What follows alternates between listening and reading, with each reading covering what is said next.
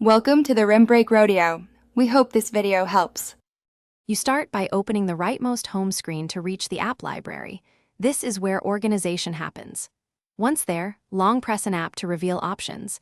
This lets you move it, remove it, or add it back to the home screen.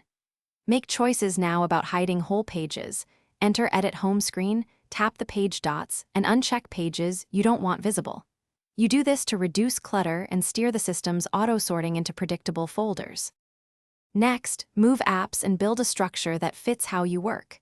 You can drag an app straight from the app library onto any home screen, or choose Add to Home Screen from the long press menu for precise placement.